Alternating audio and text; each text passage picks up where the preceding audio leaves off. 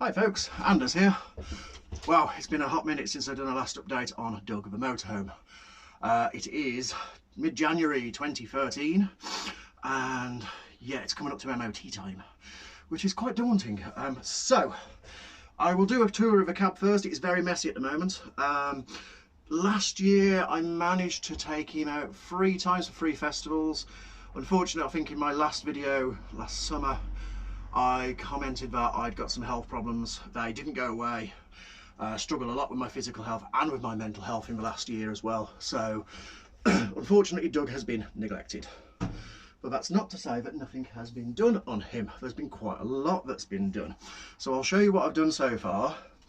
Show you what I'm actually up to at the moment, because I'm just doing some bits in prep for the MOT, and what the future's going to hold for Doug, which at the moment I don't know until it goes through the MOT, but we'll get to that in a bit. Right, so in the cab and the main living area. Above the cab is still empty. I haven't actually finished it yet. I've got the sheeting to put on the roof.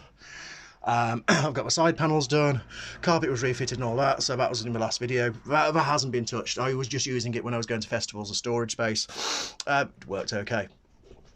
In the actual car body itself, the floor is done.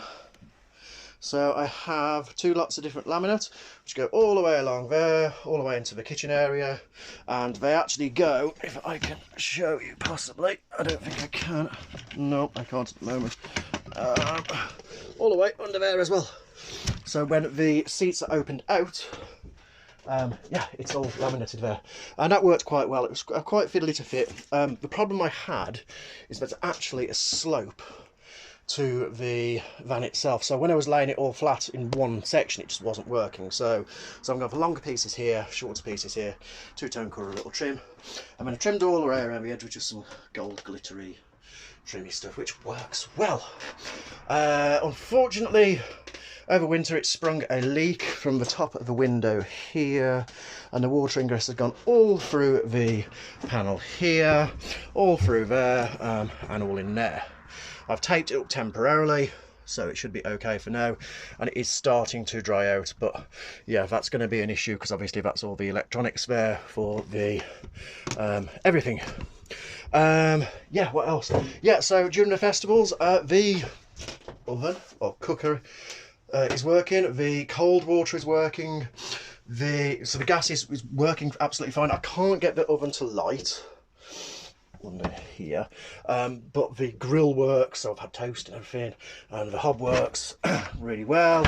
The water heater, unfortunately, has a leak in it. One of the gaskets has failed on it, so I've got to sort that out at some point, or just leave it. I have cold running water, I don't have hot running water, which is not the end of the world, because if I want to wash up and stuff I can just boil a kettle. Yeah, so that's the inside done. It's not looking too bad. I've still got to finish the curtains. That side's done, that side's not. But yeah, so, and you know what? He's actually really, really lovely to sleep in. He's very comfortable. Oh, I did make as well some extra replacement pieces for the thing that goes across here, the support for the bed, because the piece of MDF that was there was very saggy, and it was just one long piece. I've done 3 pieces out of an old wardrobe top. It slots in nicely. Yeah, it's really comfortable to sleep in. Me and my partner slept in it quite nicely during the festivals last year.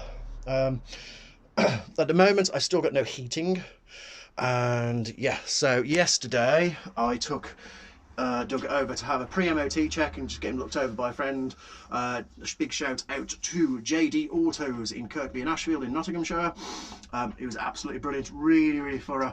He's done a full pre-MOT check on it, explained to me where the areas that he feels may potentially fail on and what I need to do, which is what I'm doing today.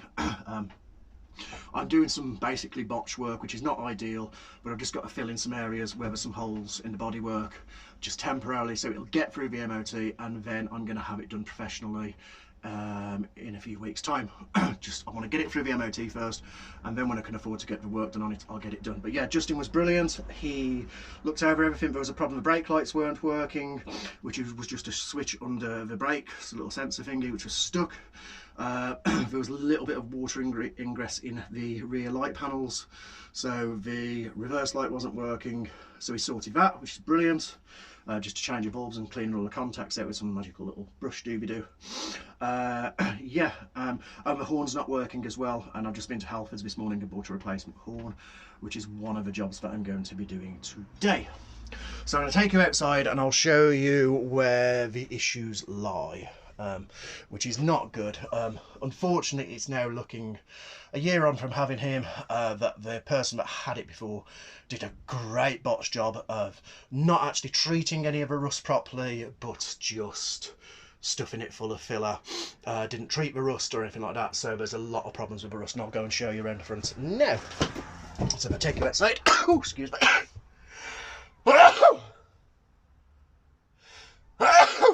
Oh, oopsie daisy. Right, let's go and have a look. So, as we can see here, so what I've done is it was all filled with filler all along here, and I've just cleaned it all out with a wire wool spinny disc thingy, yeah, and took it back to bare metal, and then I've just done it with some of the rust treatment stuff, yeah, which is why it looks purple at the moment. I'm just waiting for that to dry before I can just stuff some filler into it and yeah, see what happens from there. It is only a temporary fix, it's just to get it through the MOT because that will fail.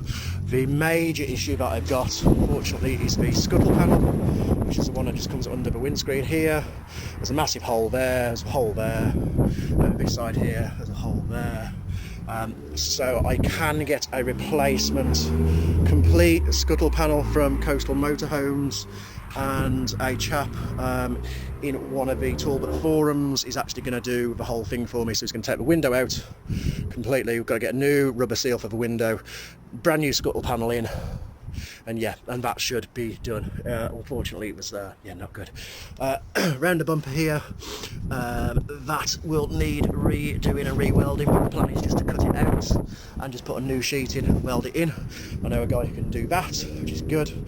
One of the mounts for the radiator, I don't know if you can see down there, has gone, which hopefully won't be a problem for the MOT. But yeah, aside from that, yeah, he's done all right. It's yeah. So like I say, I'm just waiting for this stuff to dry. I mean, I'm going to change the horn that's in the bonnet as well.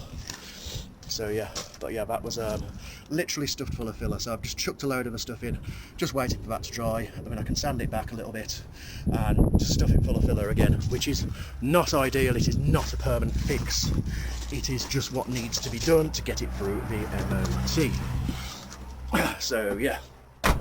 But yeah, so, but you know what? I took him out yesterday over to Justin. Did 120 odd miles there and back. Didn't skip a beat. The engine was absolutely fine. But it turned over first time on the battery. Had to adjust the choke a little bit.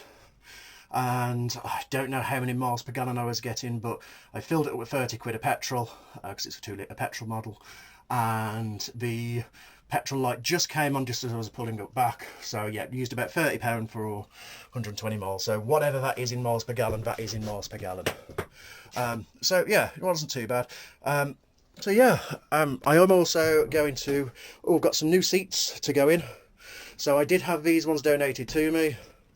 I had 2 of them, which I think from a Transit. Unfortunately, they were way too high. So I tried to put one onto the passenger side as well, and it was ridiculously high. But I did pick up off eBay just before Christmas a set of 2 ones which have the swivel, tilt and all of that kind of stuff built into them, and I can literally just mount that plate onto the plate that's under there, onto the box that's under there. So that'll be a next video. Yeah. So what I'm going to do is I'll stop for a minute now. I'm going to go and change the horn, and I will show you that working in a bit. Hopefully it should just be a matter of just taking the old one out and putting a new one in, and I'll give you an update in a bit on the filling, which again, not a permanent fix. It is literally just to get it through its MOT. The MOT is booked for less than a week in 4 days, so I just need to patch it enough to get it through the MOT, and then I'm going to have it all done properly when I actually have the money. My first festival is not until May, and my ideal is to get it up and running properly by May. but that also does depend on physical and mental health issues, which I may go into in a different video. Nothing related to the motorhome, but I want to talk a little bit about mental health and how it affects men so much and how we all need to be going. So yeah, I'll be back in a bit and I'll show you what I've done. Okay, so here's the old horn which I've just fetched out, and it is, yeah, looking a bit knackered. So here's the one I've got, which is from Halfords. It was on sale for £8.99. It's a low note disc horn. Apparently you can either have a low note or a high note. Don't really know. So yeah, while I'm in here as well in the engine, I will show you what we've had. I've had a new battery because the old one was completely shot, and I've had new old points put on the battery because it wasn't locking properly as well. But yeah, as you can see along here, this is where a lot of the worry is at the moment. So this is the actual subframe itself, part of the scuttle, and it is starting to decay, so that's all going to have to be treated.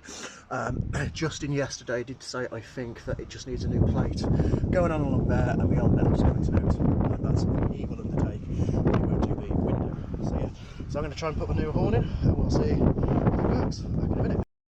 Right, new horn is fitted. Literally just replacing it for 2 cables. I'm just going to bolt it back on in a second. But here we go to the cab. Press the magic button here.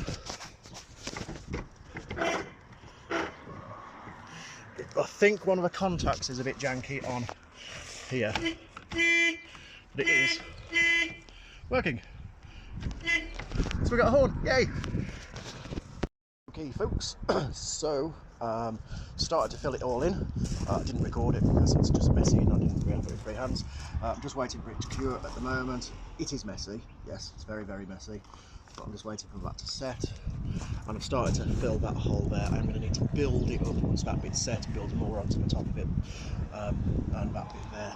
Again, this scuttle panel repair is only a temporary replacement because I'm having the whole panel replaced. Yeah, so get into it slow and steady. I'll update you in a bit once I've started to sand it down. Yeah, it's messy. I'm not a metal worker, fabricator person. Yeah, but it works. So yeah, it's not too bad. So yeah, I'll post another video in a bit. Well, no, I won't post another video in a bit. I will add this onto the video and get back to you in a bit.